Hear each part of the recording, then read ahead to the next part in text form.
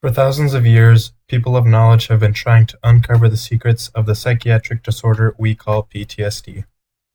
Modern-day PTSD symptoms have been documented ever since ancient Greece. During the American Civil War, the first formal medical attempts to address the problems of veterans that were exposed to combat had occurred.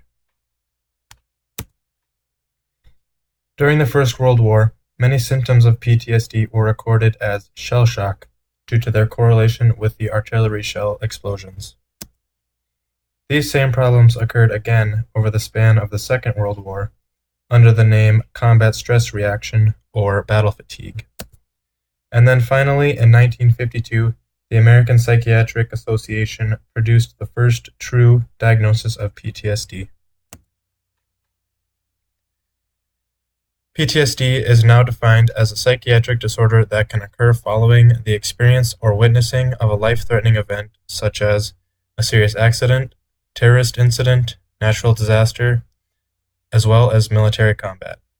In fact, 1 in 5 veterans of the Iraqi War came home with PTSD. This is the spindle and kinetochore associated complex subunit 2, also known as SKA2. It is a gene primarily used in the telophase portion of mitosis.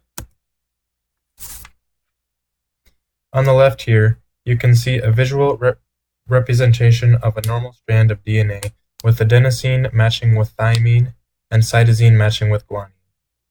In a small percentage of people, however, there is a mutation of the SKA2 gene, causing a cytosine that has undergone DNA methylation, or addition of a methyl group, to replace a thymine nucleobase. This is a permanent change in the DNA sequencing of the SKA2 gene that has been linked to an increase of suicidal tendencies of PTSD patients.